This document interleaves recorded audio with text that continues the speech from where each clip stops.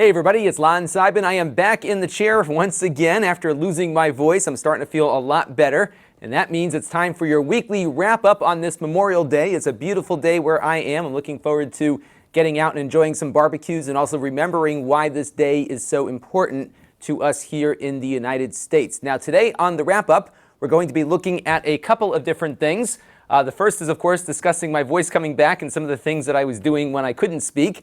I will also be looking at tariffs that will now soon be impacting TV boxes and game consoles here in the United States to the tune of 25%. We'll explore that topic a little bit. We're also going to explore the Huawei and Google ban, where Google will no longer be providing the Google Play Store and other licensed Android features to Huawei. We'll also talk briefly about the global cyber war that's driving a lot of this. We'll also talk about how hard it is to get the word out to followers here on the channel when something does go wrong and I'm not up to my usual schedule. We'll explore that in a little bit. And we'll look at Apple saying they have fixed their keyboards once again, although I don't think it's going to be once and for all. Lots to talk about now, so let's get to it.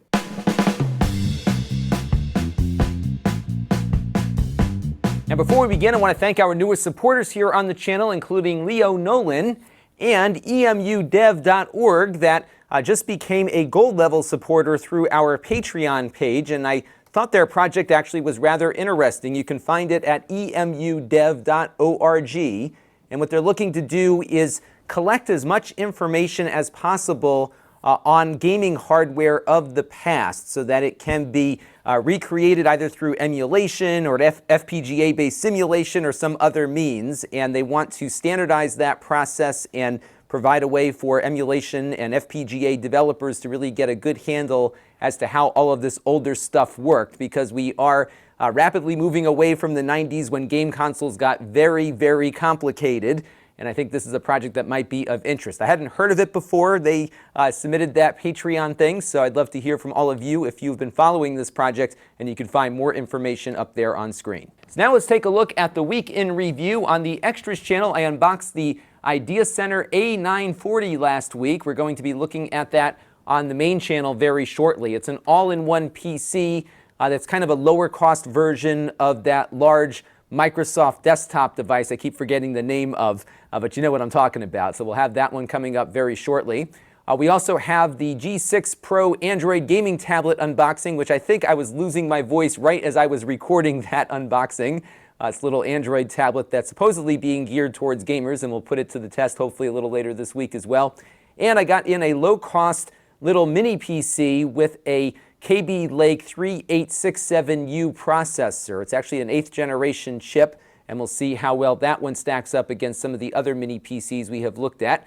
I did do a lot of testing, but not a lot of shooting last week. Now on the main channel, when my voice was finally good enough, we shot the review of the Oculus Quest, and actually I was very surprised to see that that video has been getting more views than my VR stuff usually gets. I'm sensing a little bit more of an interest level around this product, and I think it might finally be the thing that begins consumer adoption of virtual reality as an entertainment platform.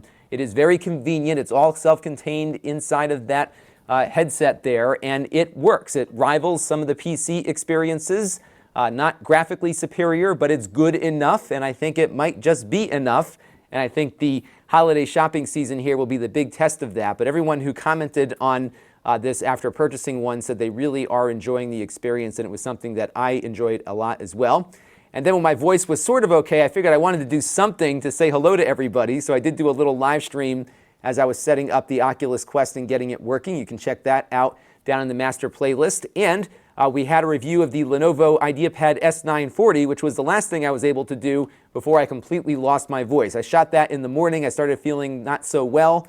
The fever came in, and then 2 days later, the voice was gone. So that was the process that I went through this week. And now it's time for a couple of things that are on my mind, and this is week 117 of doing this as a full-time occupation. And of course, as I mentioned, laryngitis struck me, and when you talk for a living, you are unable to generate any work in that process. Now, I was able to do other things like product evaluation and a couple of other odds and ends I've been meaning to get to around here in the studio, but it was very frustrating not to be here at the desk shooting videos, because as you all know, I like to do at least 3 or 4 videos a week. I was only able to get 1 out last week on the main channel, so I'm hoping this week to finally get back into the swing of things.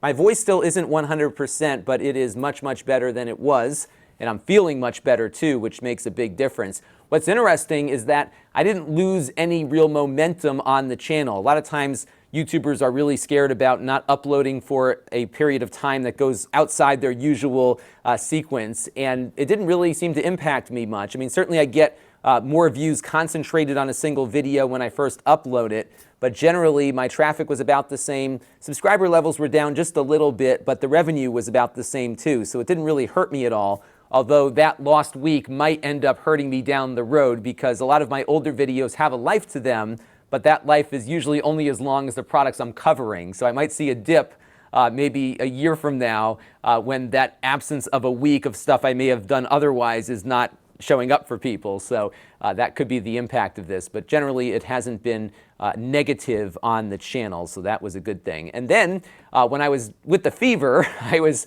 doing a little catching up on Netflix, and I've long complained about how I can't find anything to watch on Netflix, and that problem still remains. And my default is to go back to things that I know about. So one of the things I decided to do was start going back through Deep Space Nine. Now that show premiered, I think, when I was a junior in high school, right before I got my driver's license. I remember my license and Deep Space Nine happened the same week. So I watched a lot of it in the early days, but then when I went off to college and on to career, it was hard to keep up with it, and I lost track of pretty much the main story arc, which was the big Dominion War story. And one of the neat things about Deep Space Nine, unlike prior Star Trek series, is that it really had a ongoing thread of this Dominion War thing as it was progressing through the, I think, 7 seasons or so that the show was on the air. So I got a list of all of the Dominion War episodes, and I've been going through those. I'm about halfway through it right now. I'll put a link down below to that so you can follow along too if you missed that storyline as well, because it kind of was what I think capped off the entire series when they were all said and done with it. There's a great article also on Wired for binging Deep Space Nine. I'm basically covering the episodes you can miss and the ones you shouldn't miss, so you can check that link out as well to help you consume this show. Apparently it's taken on a new life now that it's been streaming for a couple of years, and a whole new generation of fans are discovering it. The show holds up really well despite the fact that it's over 20 years old at this point. And I think it's something, if you are a Star Trek fan and you haven't watched it, definitely check it out. You'll be surprised how good it is. It doesn't have a lot of that 90s sci-fi cheese that you would normally expect out of a 90s sci-fi show. It's really good, just like a lot of the other Star Trek shows that you'll find on Netflix. Definitely check it out. And now it's time for some things in the news that caught my eye. And if you've been eyeballing a new game console like a PS4, an Xbox, or a Nintendo Switch, you might want to buy it soon, because it looks like game consoles are in the next round of tariffs to be suggested by the United States government against China. You can find the full list of affected products here on screen. I believe they are currently looking for public comment on this, and I'm sure most of the public would not want to pay more for anything, and they haven't listened to many people on that unless you have a bunch of lobbyists on your side, like larger companies do. So what you're going to be seeing here after these take effect is a 25% increase likely in cost on video game consoles, wireless game controllers, set-top boxes, all those cheapo ones we look at from China from time to time, but also some mainstream boxes like the NVIDIA Shield and Apple TV. It also looks like blank media, like SD cards, will also be part of this tariff round. And these things are generally paid for by consumers. This is not China paying for it. So when these goods come in, the cost to import those goods will go up by 25%, and that will get passed right down the chain to you, the consumer, in the end. So be prepared for that. What might happen is that some companies might begin bringing products in from other countries, but the cost will likely be higher from those places. So in those instances, maybe something that cost $100 today might cost $118 tomorrow, which is still cheaper than the $125 you would pay importing it from China. But nonetheless, your cost will go up. And in the case of a product that comes in from a different country, the United States government doesn't even benefit from the tariff on that either. So we've got a lot of stuff that we need to prepare for here. So for example, the NVIDIA Shield, if we look at that 25% tariff taking effect will likely bring the cost of this product up to almost $237 from $189 that it's currently selling at on Amazon. The Nintendo Switch will also be hit with almost $75 in added cost. So that $300 console may suddenly cost you $373.75. Now, it remains to be seen how much of an impact the companies will want to put on the consumers initially, but over time it's going to be very hard for Nintendo to keep this product at the same price given how low the margins are on the hardware in the first place. Now, as far as computers are concerned, at the moment this tariff round is not impacting pre-assembled computers, but it is impacting the parts that you might build a computer from. Some things like cooling fans, for example, are now being hit with a 25% tariff rate. So you might start seeing some of the parts that you're buying to build your PCs going up in price rather significantly if you've been tracking the cost of those components over time. Big companies like Dell, who assemble products here in the US but import the parts for those PCs, are also feeling a bit of a bite here. In fact, Dell has increased some of their prices, according to this PC Magazine article, because of the increase in cost of parts. And if you think about a company like Dell that's pushing out thousands of computers a day, 25% more on the cost of your cooling fans will certainly have an impact on your bottom line and will require them to raise prices, which they have done according to this article. They did that during the initial round when the tariffs were only 10%. What's interesting, though, is Dell said we haven't seen an impact or any real apparent negative impact to demand even after they raised prices, which I thought was rather interesting, which makes you wonder if these tariffs are having any impact on consumer demand from China. From this article, it sounds like Dell raised their prices and just left it be with their existing supplier relationships intact.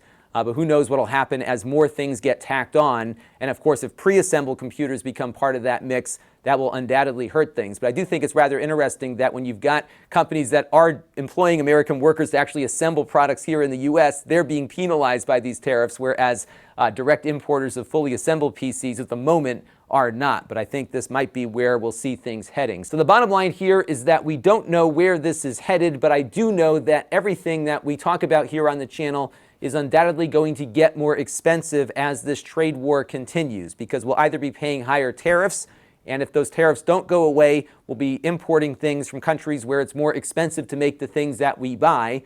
And either way, we, the consumers, will be losing here, so just be prepared for that. And in related news, it looks like the U.S. government is ramping up its dispute with Huawei.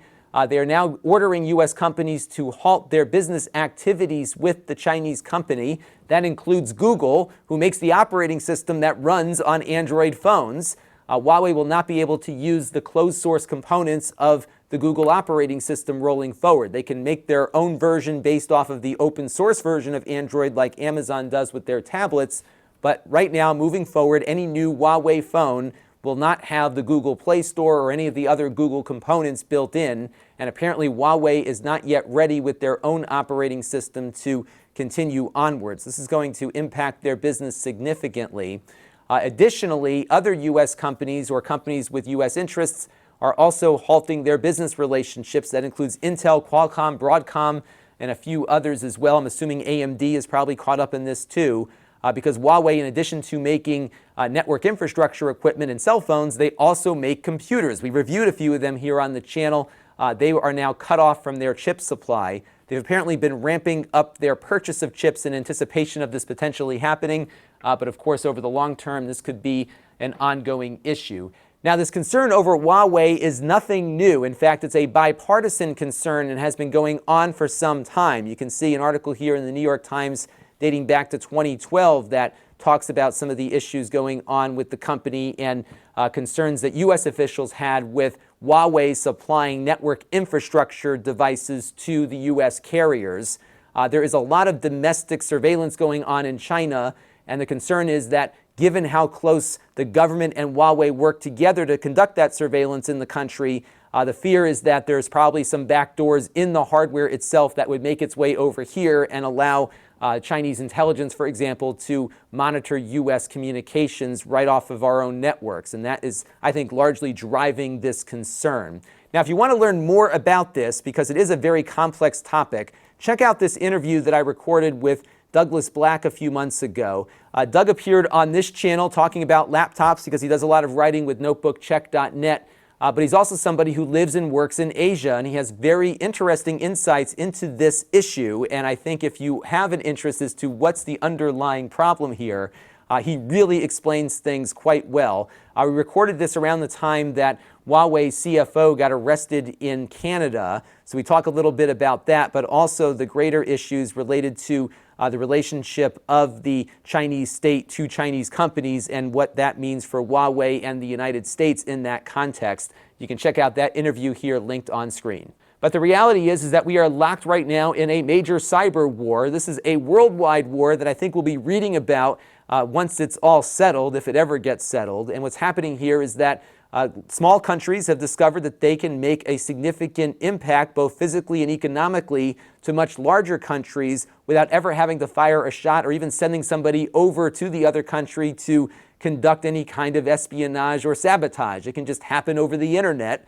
And just recently, the city of Baltimore got hit with some ransomware that's knocked them out of commission, more or less, for the last 2.5 weeks or so. The ironic thing is that the payload was delivered through some weaponized NSA software that got leaked out to the bad guys here and is allowing this to occur.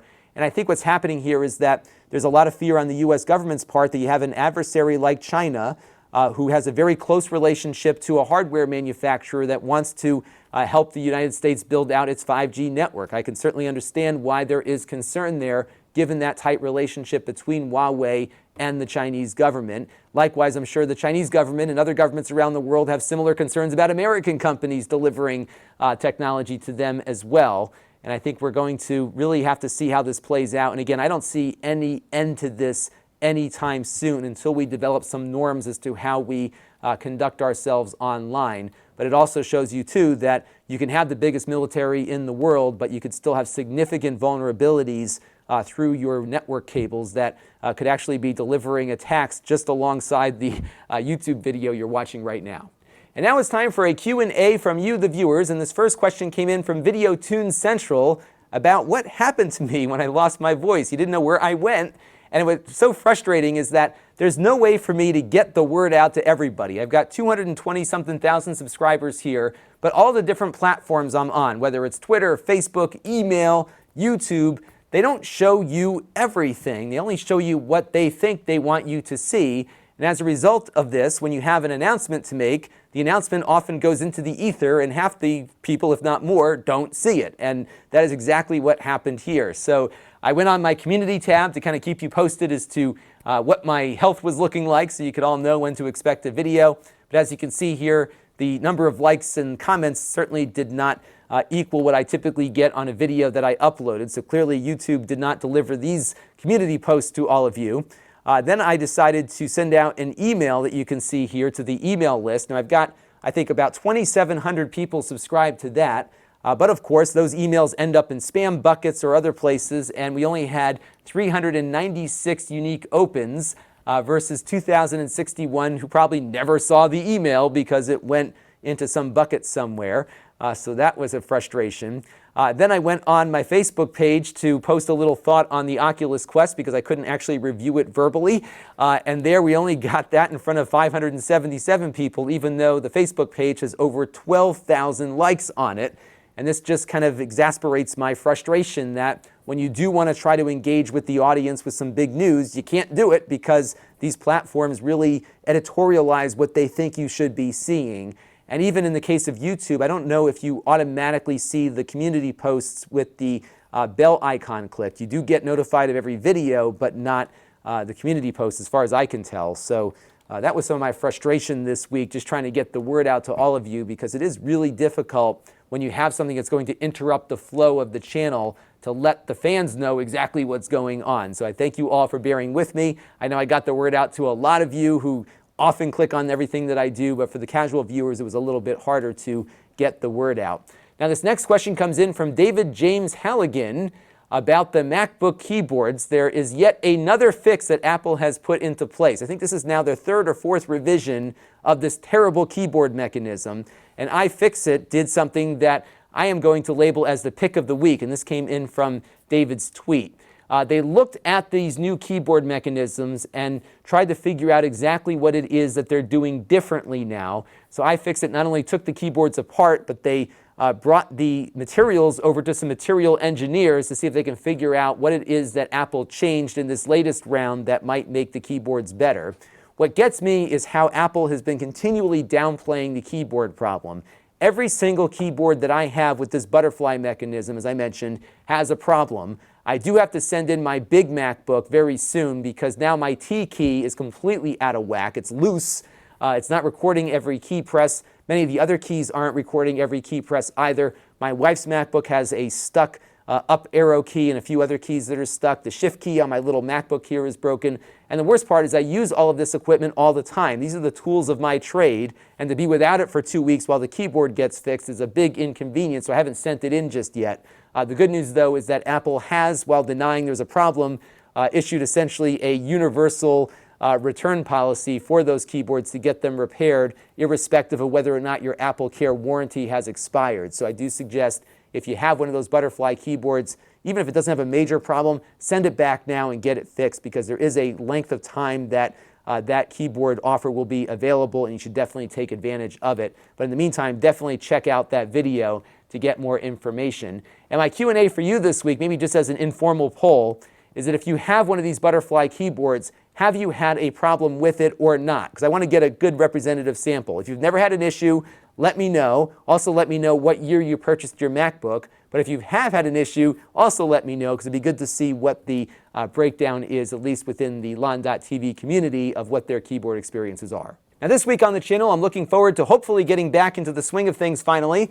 We're going to review that all-in-one Lenovo device. A lot of you were intrigued by it from my unboxing. And again, this costs a lot less than the equivalent that you might see from Microsoft. It's also got an AMD GPU built in, so it looks like a pretty decent machine overall. We'll put it to the test. I'm also hoping to take a look at the official RTSP firmware for Wyze cameras. As you know, I'm a big fan of these cameras. They're like 20, 25 bucks a piece. They just added in those new sensors that we reviewed recently. And it looks like they've now got a firmware that comes directly from the company to allow you to connect those cameras up to a Synology NAS, for example, and other security systems. So we'll see exactly what the trade-offs are in doing this, but it's nice to see an official version versus some of the jailbreaking that you had to do before. So we'll put that to the test later this week, and if you're eager to see something specific, do let me know down in the comments, as I'm going to start working on that video tomorrow morning. Also, I've got the U300 mini PC that I'm going to review, which I talked about at the outset. We unboxed that already on the Extras channel. And I've also got these little FLIR cameras in that attach to your smartphone. I've been having fun playing with those during my illness as well. It didn't take my temperature, but I was able to measure the temperature of everything else around the house. So we'll talk more about those and how to use them coming up this week. Now, if you want to support the channel, you can. You can go to Lon.TV/support and make a monthly or a one-time contribution to the channel. We also have my ongoing relationship with Plex, where if you set up a free Plex account, no credit card required, we get a small commission. We get a slightly larger commission if you sign up for a Plex Pass account or gift it to somebody else. And of course, we have my other channels, including my Extras channel, where I have supplementary content and unboxings. One thing I'm considering doing is a little bit more live streaming over there as I'm testing products. I finally got my TriCaster working properly with live streaming, and I can very easily now stream to different channels with a mouse click. So that's something I'm considering doing on the Extras channel. So subscribe over there if you haven't already. We do a lot of cool, quick things there that might be kind of fun to follow. We have my podcast, which has audio versions of this show. We, of course, have the Snippets channel that has search-friendly versions of this show that you can find later and get my little diatribes in shorter videos so you can share them with your friends easier. And then, of course, we have my live stream archive at lon.tv/livestream, so you can see all the prior live streams that I've done here on the channel. And if you want to get notified whenever I do something, you can click on the notification bell on all of my channels to get notified, hopefully, for everything that I do, so that if I get sick again, you'll know what happened. So definitely do that if you haven't already. There's some other ways to engage with the channel. We got my email list that 300 of you opened last week. We have the Facebook page at lon.tv/Facebook, where we put up some of those extra channel videos and a few other things as well. The Facebook group is almost to 700 now. I'm really enjoying that as a resource for this show and some of the other things that I do. So sign up there, answer the questions, and we'll let you in and interact with the rest of the community.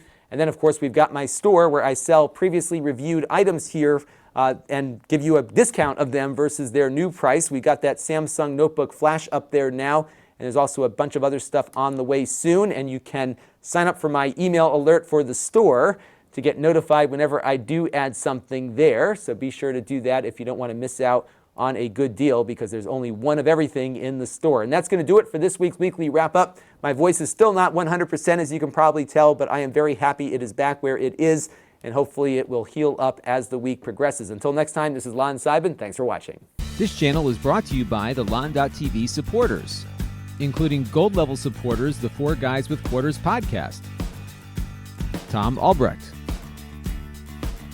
and Kalyan Kumar.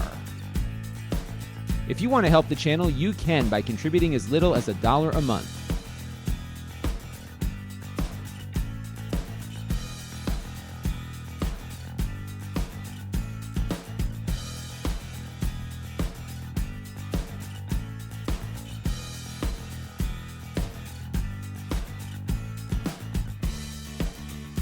Head over to lon.tv/support to learn more.